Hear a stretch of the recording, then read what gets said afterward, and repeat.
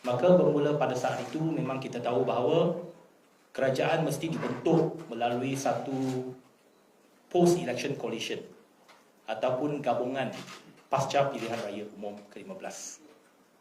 Pada 20 hari bulan November, sebelah malam, saya telah memanggil satu mesyuarat tergempar CEC bersama dengan semua ahli parlimen DAP yang baru dipilih di Ibu Pejabat DAP, iaitu sehari selepas pilihan raya umum ke-15. Pada mesyuarat tersebut, kita telah pun membuat satu keputusan di mana semua ahli CEC dan ahli parlimen DAP yang hadir telah pun memberikan mandat kepada saya untuk menyokong Dato' Seri Anwar Ibrahim untuk membentuk kerajaan tanpa syarat.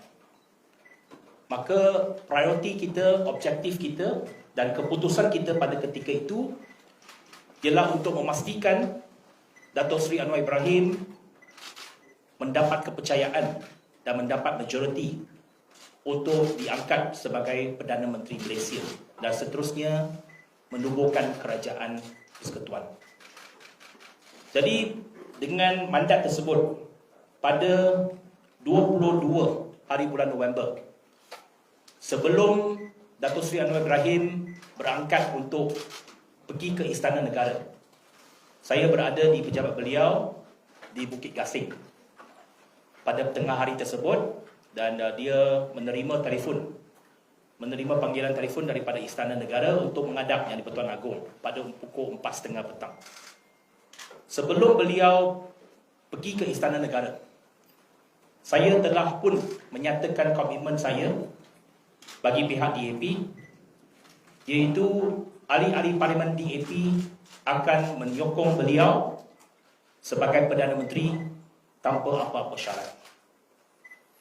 Dan saya telah pun menyatakan itu kepada beliau sebagai bahawa sekiranya DAP menjadi stumbling block, kita akan facilitate dan untuk memudahkan beliau untuk mendapat satu kepercayaan dan juga majoriti untuk membentuk kerajaan.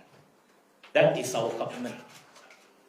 Jadi saya telah pun menyatakan komitmen itu kepada Dato' Seri Anwar Ibrahim bahawa we support his premiership unconditionally, tanpa apa-apa syarat.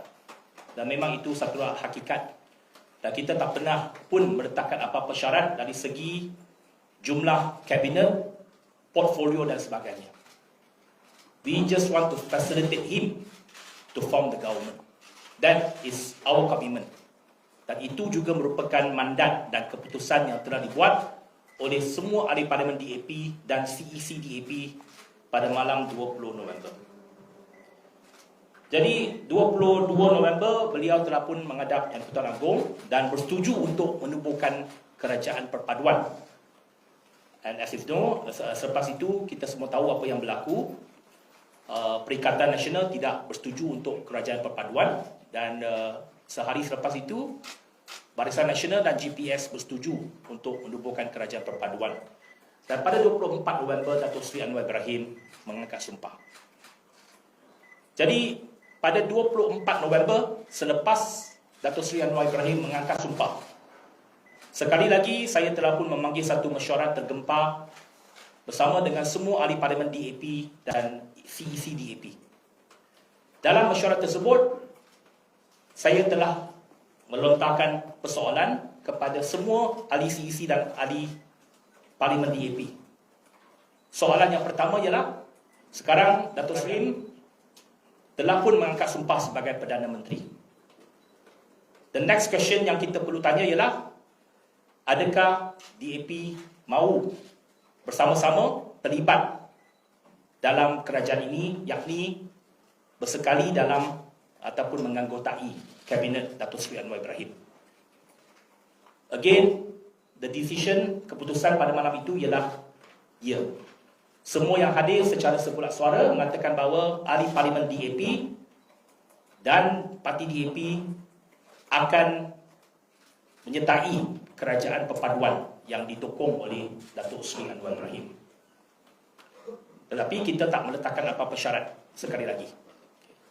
Itu yang telah pun dibuat keputusan oleh CEC dan juga ahli-ahli Parlimen DAP.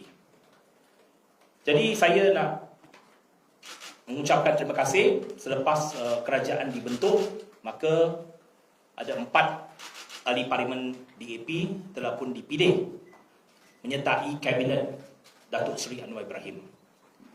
Penyertaan DAP dalam kerajaan perpaduan ini hanya ada satu objektif, iaitu mendukung dan menyokong kepimpinan Datuk Seri Anwar Ibrahim untuk menjayakan kerajaan perpaduan ini. Kerana kita tahu kalau Datuk Seri Anwar Ibrahim berjaya, maksudnya kerajaan perpaduan ini akan berjaya dan Malaysia akan berjaya. We have only one objective in our participation in this unity government. That is to make sure Datuk Seri Anwar Ibrahim succeeds in this government. Because if Datuk Seri Anwar Ibrahim succeeds, it means Malaysia will succeed. Itu sahaja objektif yang ada pada kita dalam penyertaan kita dalam kerajaan ini.